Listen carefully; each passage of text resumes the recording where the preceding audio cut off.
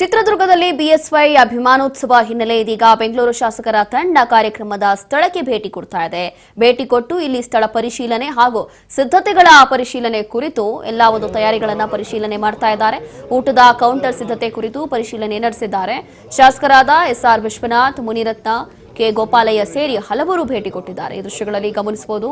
ಊಟದ ವ್ಯವಸ್ಥೆ ಕುರಿತು ಬಾಣಸಿಗರಿಂದ ಮಾಹಿತಿ ಪಡೆದು ಊಟದ ಮೆನು ಕುರಿತು ಪ್ರತಿಯೊಂದು ಕೂಡ ಚರ್ಚೆ ಮಾಡಿದ್ದಾರೆ. ಬೆಂಗಳೂರು ಬಿಜೆಪಿ ಶಾಸಕರು ಕಾರ್ಯಕ್ರಮದ ಊಟದ ನಿರ್ವಹಣೆಯ ನೇತೃತ್ವವನ್ನು ವಹಿಸಿರುವಂತದ್ದು. ಹಾಗಾಗಿ ಸುಮಾರು 10 ಲಕ್ಷ ಜನರಿಗೆ ಊಟಕ್ಕೆ ಸಮಾವೇಶದ ವೇಳೆ ಊಟದ ವ್ಯವಸ್ಥೆ ಕೂಡ ಇರುತ್ತೆ.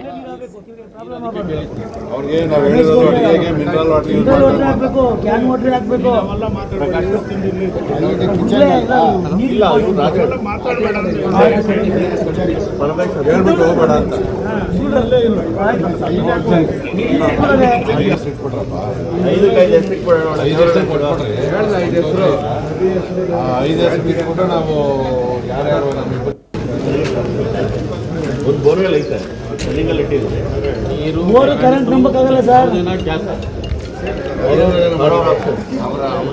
ಹೀಗೆ ಇದೀಗ ಚಿತ್ರದುರ್ಗದಲ್ಲಿ ಮೇ 9ನೇ ತಾರೀಕಿರಂದು ಬಿಎಸ್ವೈ ಅಭಿಮಾನೋತ್ಸವ ಕಾರ್ಯಕ್ರಮ ನಡೆಯುತ್ತೆ. ಹಾಗಾಗಿ ಬಿಎಸ್ವೈ ರಾಜಕೀಯದಲ್ಲಿ 50 ವರ್ಷ ಪೂರೈಸಿದ್ದಾರೆ. ಈ ಹಿನ್ನೆಲೆ ಮಾಜಿ ಸಿಎಂ ಯಡಿಯೂರಪ್ಪ ಅವರು ರಾಜಕೀಯದಲ್ಲಿ ನಡೆದು ಬಂದಿರುವಂತಹ ಹಾದಿಯನ್ನ ಇದೆಲ್ಲವೂ ಕೂಡ ಈ ಒಂದು ಕಾರ್ಯಕ್ರಮದಲ್ಲಿ ಉಲ್ಲೇಖ ಮಾಡಲಾಗುತ್ತೆ.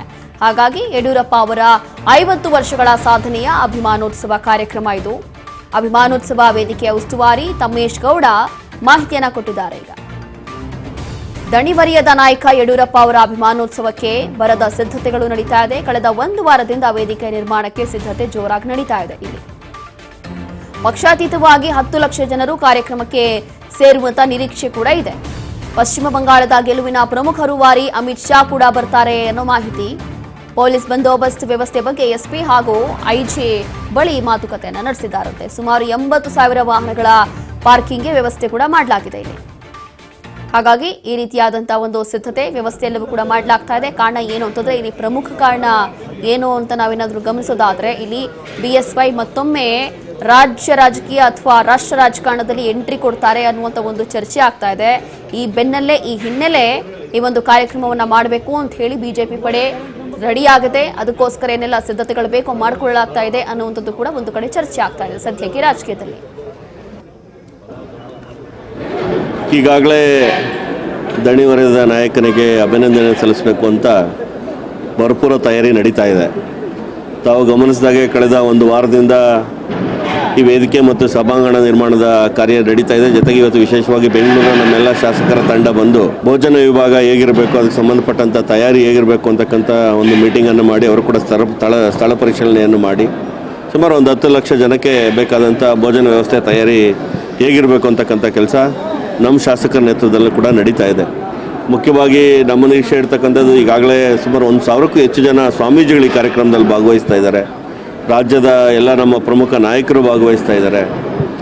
ಒಂದು ನಮ್ಮ ಉಕ್ಕಿನ ಮನುಷ್ಯ ಅಂದರೆ ರಾಜಕೀಯ ಚಾಣಕ್ಯ, ಇವತ್ತು ಪಶ್ಚಿಮ ಬಂಗಾಳದಲ್ಲಿ ಪಕ್ಷವನ್ನು ಅಧಿಕಾರಕ್ಕೆ ತಂದಿರತಕ್ಕಂಥ ಅಮಿತ್ ಶಾ ಅವರು ನಮ್ಮ ರಾಜ್ಯಕ್ಕೊಂದು ಪ್ರೇರಣಾದಾಯಕವಾಗಿ ಈ ಕಾರ್ಯಕ್ರಮಕ್ಕೆ ಬರ್ತಾ ಇದ್ದಾರೆ.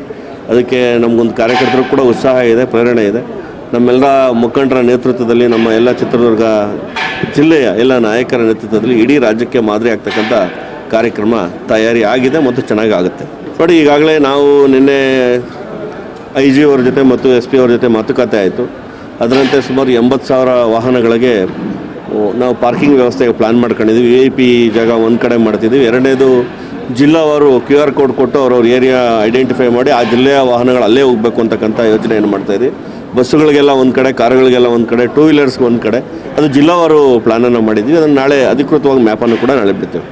ನಮ್ಮಲ್ಲಿ ಈ ಸಾರಿ ಬಿಸಿಲಿಗಾಗಿನೇ ದೊಡ್ಡ ಮಟ್ಟದ ಜರ್ಮನ್ 200 ಅಡಿ ಸ್ಪ್ಯಾನ್ನ ಜರ್ಮನ್ ಟೆಂಟ್ ಹಾಕ್ಸಿದ್ದು ಮತ್ತು ಇದ್ರ ಪಕ್ಕ ಇನ್ನೂ 2 ಜರ್ಮನ್ ಟೆಂಟು 2 ಸ್ಲ್ಯಾಬ್ ಬರುತ್ತೆ. ಇದರಲ್ಲಿ ಹೈದರಾಬಾದಿಂದ ಮಿಸ್ಟ್ ಫ್ಯಾನ್ ತರಿಸ್ತಾ ಇದ್ದೀವಿ. ಯಾವುದೇ ಕಾರಣಕ್ಕೂ ಒಳಗಡೆ ಕೂತಿರ್ತಕ್ಕಂಥವ್ರಿಗೆ ಬಿಸಿ ಆಗಬಾರ್ದು ಅಂತಕ್ಕಂಥ ದೃಷ್ಟಿಯಿಂದ ಮಿಸ್ಟ್ ಫ್ಯಾನ್ ಬಳಸ್ತೀವಿ. ಹೊರಗಡೆನೂ ಕೂಡ ಕೂಲರ್ಸನ್ನು ಬಳಸ್ತಕ್ಕಂಥದ್ದು ಮತ್ತು ವೈದ್ಯಕೀಯ ವ್ಯವಸ್ಥೆಯನ್ನು ಕೂಡ ನಾವು ಸನ್ನದ್ಧವಾಗಿಟ್ಟು ಊಟದ ವ್ಯವಸ್ಥೆ ಈಗಾಗಲೇ ನಮ್ಮ ಶಾಸಕರ ನೇತೃತ್ವದಲ್ಲಿ ಈಗಾಗಲೇ ಒಂದು ತಯಾರಿ ಆಗಿದೆ. ಅದರಂತೆ 10 ಲಕ್ಷ ಜನಕ್ಕೆ ನಮ್ಮ ತಯಾರಿಯನ್ನು ಮಾಡ್ತಿದ್ದೀವಿ. ಯಾವುದೇ ಲೋಪ ಇಲ್ಲದೆ ರೀತಿ ಮಾಡ್ತಕ್ಕಂಥ ಎಲ್ಲ ಪ್ರಯತ್ನ ಆಗುತ್ತೆ. ಯಡಿಯೂರಪ್ಪನವರ ಸಾಧನೆ ಬಹುಶಃ ಈ ರಾಜ್ಯ ಕಂಡಂಥ ಒಂದು ರೈತ ಹೋರಾಟಗಾರರು ಕೊಟ್ಟ ಮಾತಿನಂತೆ ನಡ್ಕೊಳ್ಳೋವಂಥವ್ರು. ಭಾಳ ಅಪರೂಪ ರಾಜಕಾರಣದಲ್ಲಿ. ಏನಾದರೂ ಒಂದು ವೇಳೆ ರಾಜಕಾರಣದಲ್ಲಿ ಕೊಟ್ಟ ಮಾತಿನಂತೆ ನಡ್ಕೊಳ್ತಾರೆ, ನಂಬುದವ್ರನ್ನ ಕೈ ಬಿಡಲ್ಲ ಅನ್ನೋ ಒಂದು ಹೆಸರು ಯಾರಿಗನ್ನ ಇದ್ದರೆ ಆ ಮೊದಲನೇ ಸಾಲಿನಲ್ಲಿ ಯಡಿಯೂರಪ್ಪನವ್ರು ಇರ್ತಾರೆ. ಅಂಥ ಯಡಿಯೂರಪ್ಪನವರ ಒಂದು ಕಾರ್ಯಕ್ರಮನ 50 ವರ್ಷದ ಅವರ ಹೋರಾಟದ ಜೀವನದ ಬಗ್ಗೆ, 50 ವರ್ಷದ ರಾಜಕೀಯದ ಸಾಧನೆ ಬಗ್ಗೆ ಇಂಥ ಒಂದು ಕಾರ್ಯಕ್ರಮದಲ್ಲಿ ನಾವೆಲ್ಲ ಬಂದು ಸೇರಿರೋದು ಭಾಳ ಸಂತೋಷ. ಇದನ್ನು ನೋಡೋವಂಥದ್ದೇ ನಮ್ಮ ಭಾರತೀಯ ಜನತಾ ಪಕ್ಷದ ಎಲ್ಲ ಕಾರ್ಯಕರ್ತರಿಗೂ ಸಹ ಒಂದು ಹಬ್ಬದ ವಾತಾವರಣ ಆಗಿದೆ. ಭಾಳ ಸಂತೋಷ. ಇದೇ ತಿಂಗಳು 9ನೇ ತಾರೀಕು ಸನ್ಮಾನ್ಯ BS ಯಡಿಯೂರಪ್ಪನವರ ರಾಜಕಾರಣದ ಪ್ರವೇಶ ಮಾಡಿದಂಥ 50ನೇ ವರ್ಷದ ಕಾರ್ಯಕ್ರಮವನ್ನು ವಿಜೃಂಭಣೆಯಿಂದ ಮಾಡಬೇಕು ಅಂತೇಳಿ ಈಗಾಗಲೇ ಸಾಕಷ್ಟು ಸಭೆಗಳು ಕೂಡ ಆಗಿದೆ. ಒಬ್ಬೊಬ್ಬರಿಗೆ ಒಂದೊಂದು ಜವಾಬ್ದಾರಿಯನ್ನು ಕೊಟ್ಟಿರ್ತಕ್ಕಂಥ ಸಂದರ್ಭದಲ್ಲಿ ನಮ್ಮ ಬೆಂಗಳೂರಿನ ಶಾಸಕರಿಗೆ ಮತ್ತು ಪ್ರಮುಖರಿಗೆ ಊಟದ ವ್ಯವಸ್ಥೆಯನ್ನು ಮಾಡಬೇಕು ಅಂತಕ್ಕಂಥ ಜವಾಬ್ದಾರಿಯನ್ನು, ಭಾಳ ದೊಡ್ಡ ಜವಾಬ್ದಾರಿಯನ್ನು ನಮಗೆ ಕೊಟ್ಟಿದ್ದಾರೆ. ಈಗಾಗಲೇ ನಾವು 3 ಸಭೆಗಳನ್ನು ಬೆಂಗಳೂರಲ್ಲೇ ಮಾಡಿ ಅಡುಗೆಯವರನ್ನೆಲ್ಲ ಕೂಡ ಕರೆಸಿ ಈಗಾಗಲೇ ಪೂರ್ವಭಾವಿಯನ್ನು ಸಭೆಯನ್ನು ಮಾಡಿ ಇವತ್ತು ಸ್ಥಳ ಪರಿಶೀಲನೆಗೆ ಬಂದಿದ್ದೀವಿ ನಾವು. ಯಾಕಂದರೆ 10 ಲಕ್ಷ ಜನ ಬರ್ತಕ್ಕಂಥ ಈ ಕಾರ್ಯಕ್ರಮದಲ್ಲಿ ಅವರೆಲ್ಲರಿಗೂ ಕೂಡ ಊಟದ ವ್ಯವಸ್ಥೆ ಒಂದು ಚೂರು ಕೂಡ ವ್ಯತ್ಯಾಸ ಆಗದ ರೀತಿಯಲ್ಲಿ ಮಾಡಬೇಕು ಅನ್ನೋ ದೃಷ್ಟಿಯಿಂದ ಇಲ್ಲಿ ಎಲ್ಲೆಲ್ಲಿ ಅಡುಗೆಯವ್ರಿಗೆ ಪೆಂಡಾಲ್ ಹಾಕಬೇಕು ಅಂದರೆ ಶೀಟದು ಹಾಕಬೇಕು, ಮತ್ತು ಎಲ್ಲಿ ಜನ ಊಟಕ್ಕೆ ಬರಬೇಕು, ಎಲ್ಲಿಂದ ಬರ್ತಾರೆ, ಮತ್ತು ಎಲೆಗಳನ್ನು ಎಲ್ಲಿ ಹಾಕಬೇಕು, ಅವ್ರ ಕೈ ತೊಳೆಯೋದಕ್ಕೆ ನೀರಿನ ವ್ಯವಸ್ಥೆ ಏನಾಗಬೇಕು, ಅವೆಲ್ಲವನ್ನು ಕೂಡ ಪರಿಶೀಲನೆ ಮಾಡೋದಕ್ಕೆ ನಮ್ಮ ಬೆಂಗಳೂರಿನ ಶಾಸಕರಾದಂಥ ಮಾಜಿ ಸಚಿವರಾದಂಥ ಸನ್ಮಾನ್ಯ ಗೋಪಾಲಯ್ಯವರು, ಸನ್ಮಾನ್ಯ ಮುನಿರತ್ನಮ್ಮ ಅವರು, ಸನ್ಮಾನ್ಯ ಕಟ್ಟಾ ಸುಬ್ರಹ್ಮಣ್ಯ ನಾಯ್ಡು ಅವರು, ನಮ್ಮ ಮುನ್ರಾಜು ಅವರು ಮತ್ತು ಎಂ ಕೃಷ್ಣಪ್ಪ ಅವರು, ನಮ್ಮ ಜಿಲ್ಲಾ ಅಧ್ಯಕ್ಷಗಳೆಲ್ಲ ಕೂಡ ಬಂದಿದ್ದೀವಿ. ಉಳಿಕೆ ಶಾಸಕರು 7ನೇ ತಾರೀಕಿಲ್ಲಿ ಎಲ್ಲರೂ ಕೂಡ ಇಲ್ಲೇ ಬಂದು ಉಳ್ಕೊತೀವಿ, 3 ದಿನ ಇಲ್ಲಿ ಉಳ್ಕೊತೀವಿ ನಾವು. ಸೊ 10 ಲಕ್ಷ